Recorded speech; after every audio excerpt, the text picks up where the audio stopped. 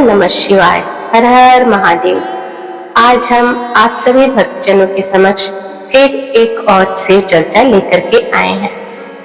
तो अगर कथा अच्छी लगे तो चैनल को सब्सक्राइब और वीडियो को लाइक और शेयर जरूर करिएगा।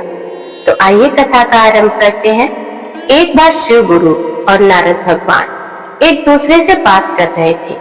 तभी नारद जी बोले, शिव जी, धरती लोक पर शिव चर्चा इतनी क्यों होती है? सभी लोग आपकी शिव चर्चा इतना क्यों करते हैं?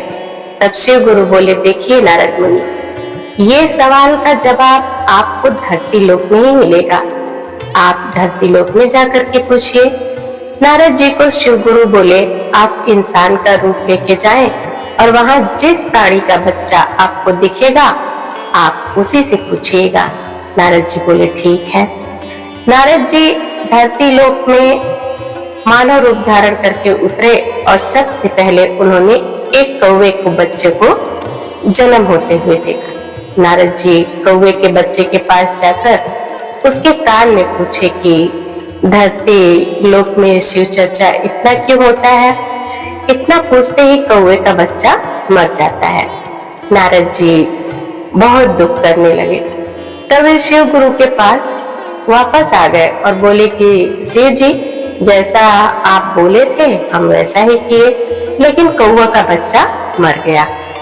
अब हम किससे पूछें? तो शिव गुरु बोले कि नारद जी, आपको इस सवाल का जवाब धरती लोक में ही मिलेगा। आप धरती लोक में ही जाकर के पूछिए। नारद जी फिर धरती लोक में मनुष्य रूप में गए। इस बार उनको कुत्ता का बच्चा पैदा होते हुए दिखा। जब वो कुत्ता का बच्चा के कान में पूछे कि शिव चर्चा इतना क्यों होता है, तो शिव गुरु धरती लोक में इतना प्रसिद्ध क्यों है? तभी कुत्ता का बच्चा भी मर जाता है। यह देखकर नारद जी बहुत निराश हो जाते हैं। वे शिव गुरु के पास दोबारा जाते हैं और उनसे पूछते हैं कि शिव जी, आप बोले थे हम वैसा ही किए, लेकिन इस बार फिर कुत्ता का बच्चा भी मर गया। अब हम क्या करें? इस बार कुत्ता का बच्चा भी मर गया। तो इस सवाल का जवाब आप, शिव गुरु बोले, कि धरती में जाकर ही ढूंढिए, वहीं आपको जवाब मिलेगा। तब नारद जी फिर एक बार बड़ी आशा के साथ धरती लोक में प्रवेश कर लिए। इस बार उनको एक गाय का बच्चा होते हुए दिखाई दिया। जब वह गाय के बच्चे के पास जाकर पूछे कि शिव चर्चा इतना क्यों होता है धरती लोक में, तो वह गाय का बच्चा भी मर गया। नारद जी तो बहुत निराश हुए और बहुत मन ही मन में विचार करने लगे कि हम जिससे भी पूछते हैं कि शिव चर्चा इतना क्यों होता है, शिव गुरु का पूजा इतना क्यों होता है, धरती लोक में तो सभी मर गए।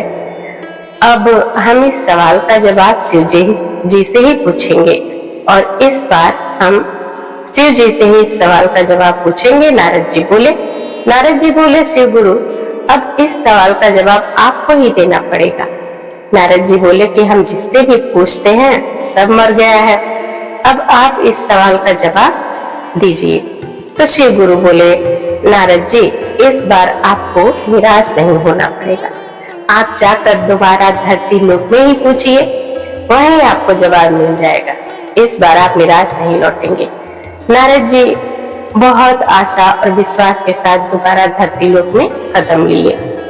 इस बार उनको महल में राजा का बेटा जन्म होते हुए दिखा। राजा का बेटा बहुत सालों के बाद जन्म हुआ था और कम से कम 5-10 साल के बाद उनका एक बेटा हुआ था। इसलिए राजमहल में बहुत भीड़ और बहुत धूमधाम हलचल भी थी। सभी लोग राजा के बेटा को देखने के लिए इच्छुक थे। राजा के दरवाजे पर सैनिक पहरा दे रहे थे।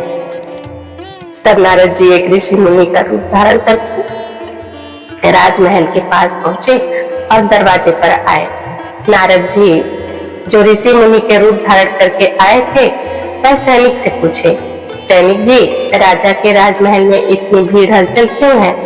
सैनिक जी बोले कि नहीं पता कि राजा का बेटा बहुत सालों के बाद हुआ है, इसलिए इतनी भीड़ है।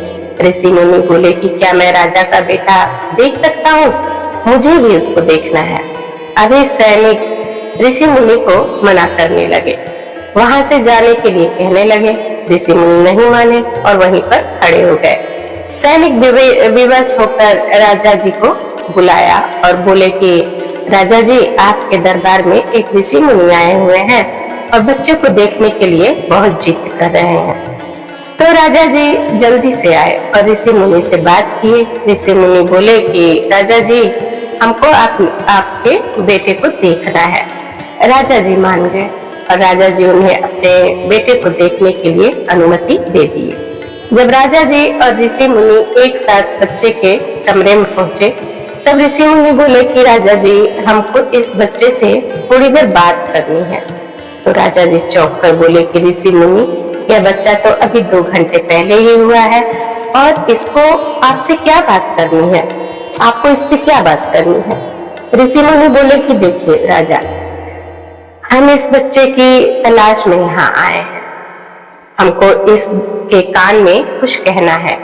राजा जी बहुत सोचने के बाद बोले, ठीक है ऋषि मुनि, आप इस बच्चे से अकेले में बात कर लीजिए। अभी राजा जी अपने सभी सैनिक के साथ, सभी लोगों के साथ कमरे से बाहर निकल गए और कमरे का दरवाजा बंद कर लिया। नारायण जी अपने असली रूप में आकर बच्चे के पास जाकर बोले, बच्चे के कान में जाकर के बोले कि धरती के लोक में इतना शिव चर्चा क्यों होता है? शिव जी की पूजा इतनी ज्यादा क्यों होती है?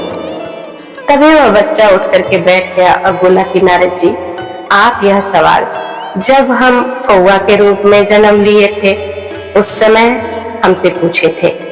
उस जन्म में भी हमको मुक्ति मिल गया। जब हम कुत्ता का रूप में जन्म लिए थे उसी समय भी आपने यह सवाल मेरे कान में पूछे थे, उस जन्म से भी हमको मुक्ति मिल गया। जब हम गाय के रूप में जन्म लिए थे, जो मुक्ति जन्म कहलाता है, उस जन्म में भी आप मेरे कान में यही सवाल पूछे थे और उस जन्म में भी हमको मुक्ति मिल गया। 3 जन्म में मुक्ति मिलने के बाद हमको इंसान के रूप में मेरा जन्म हुआ है, क्योंकि आप जन्म के साथ मेरा कान में शिव गुरु का नाम लिए थे, इसलिए तीनों जन्म में बहुत ही आसानी से मुक्ति मिल गया। इसलिए चर्चा इतना होता है। यह सुनकर नारद जी का रोंगटा खड़ा हो गया और नारद जी चौंक गए। तो बोलिए हर हर महादेव, जय शिव गुरु की। कथा आपको पसंद आए तो कथा को जरूर लाइक और सब्सक्राइब कर दीजिएगा और शेयर भी कर दीजिएगा। मिलते हैं ऐसे ही अगली कथा में, तब तक के लिए हर हर महादेव।